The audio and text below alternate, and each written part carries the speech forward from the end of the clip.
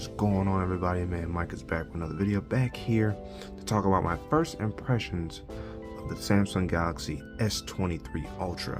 What a beaut, as they would say. That cream color, it's so good. If I can throw a picture in here of the Galaxy S8 Plus, this is what this reminds me of. But I love the changes that they made. You would notice the immediate difference in handability, as I like to call it, the way the phone sits in the hand in comparison to the S22 Ultra. And I was actually a fan of the S22 Ultra. I didn't find it to be a problem, but because of this change, it did lessen the slipperiness of the phone in hand. So that's something I definitely appreciated. And shout out to the S22 Ultra actually recording this video right now. Only got a few more pieces of content left out of this S22 Ultra before I send it in, because I did trade it in for this device. But one of the things that I appreciate about this device is some of the changes that they've made. I love this live wallpaper, how fast the fingerprint sensor is, how fast and snappy the phone is. And I don't like how people usually say how fast Samsung phones are in the beginning, because I think it kind of does a disservice to the quality and improvement over time Samsung has put into One UI, that it has been snappy over time. I've had the S22 Ultra for over a year, and this phone has lasted as long as it has. Right now I'm recording in 1080p 120, so hopefully I'll be able to upload that in that way, and most likely to translate to 1080p at 60 frames probably through YouTube. But what an amazing device. I do feel like it was a lot faster to set this device up as well, because of that new processor, the 8 Gen 2 for Samsung Galaxy mobile platform. What a mouthful to say. It really shows itself to prove out to be such a great device, a great implementation for Samsung to give us exactly what we want in terms of fluidity, smoothness, and just everyday use. And that's something I've noticed just in the couple hours I've been playing with this phone. It is at 100% right now.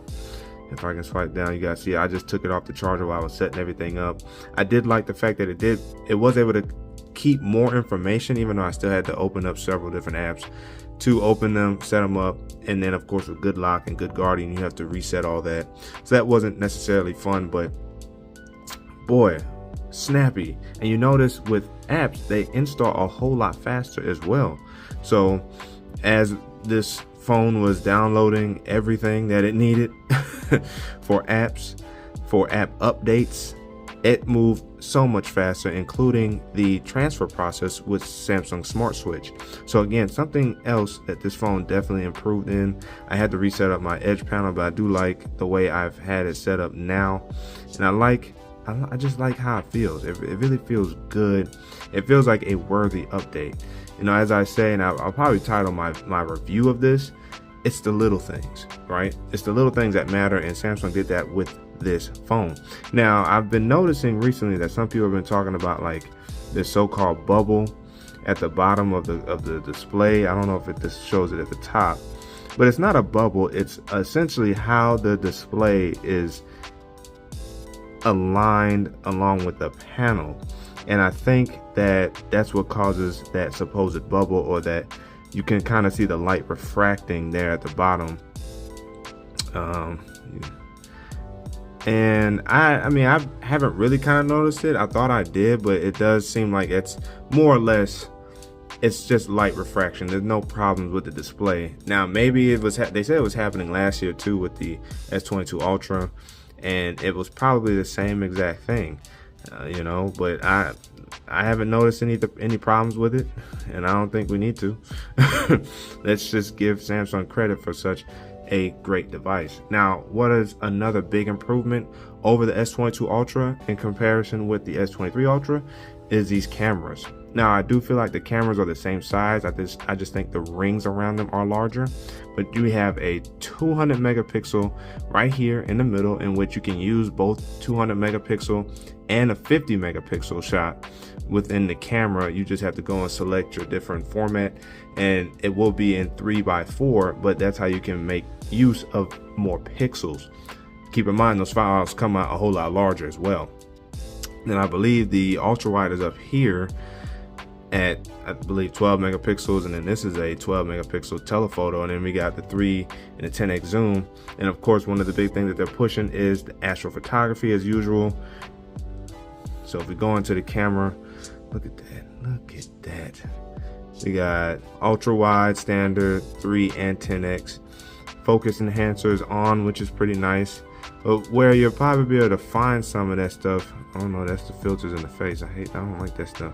If you go into the settings, this is where you can, of course, adjust your settings for you in terms of your device. But one of the things that they now have baked in when you install it through GoodLock is Camera Assistant. Coming in here, you get additional settings that you can use to optimize the way you want to shoot your videos or photos. And the other thing that they improved is, with video specifically, the overall quality, but also the stability, being able to get a lot more functional shots out of your phone when it comes to video. Something I'm gonna try to do better this year with giving you guys some of that content. I have not set up my defaults down here yet. This is how you pretty much do it right here. Hit the plus and just take these or drag these down to the bottom, and that's how you can assort those. But yes, first impressions is I've been enjoying this device. And look, I've had it off the charger for about 5-10 minutes, and look at 99% with the screen on. I'm sure the brightness has increased because I have my studio light right here, and I like it. One of the downsides to One UI 5.1 is if you use modes and routines. So if you come in here and you go to modes and, not that. If you click on modes and routines, I won't click on it right now because it'll show my address. Sleep mode now sounds off an alarm once it's over. That's something I don't like. I don't know why they implemented that. I just wanted to use it as a mode to kind of shut things down, so I didn't have to use sleep mode within the clock app. But for whatever reason, it now sounds off an alarm, which I don't like because I wear a sleep tracker and a smartwatch, and I use vibration to wake me up as opposed to sound. So it's again the little things that also can not be great to have to deal with. But that is one change in One UI 5.1 which I don't particularly care for. But overall, what a solid device. Just in the first few hours I've been able to play with it. What are you guys' thoughts down below in terms of the S23 Ultra? Do you have one yet? Are you getting it? Is it en route to you?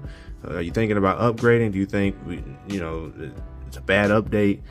Let me know down in the comment section below. As of February 20th, for the T-Mobile variant that this is, I have not received that quote-unquote day one patch yet. So I saw that floating around right around 550 megabytes to 600 megabytes that Samsung has pushed out an update to fix some bugs or some issues, since this device is now out in everybody's hands for the most part. So hopefully that will be coming down the pipeline this week. T-Mobile's usually pretty fast with updates, but we will find out soon enough. But again, hey, if you guys haven't already, make sure you like the like button, subscribe to the channel, hit the notification bell, so we can see my videos, so we can sit back and see what's cracking. Which man, Micah signing out. Until the next video. Wait for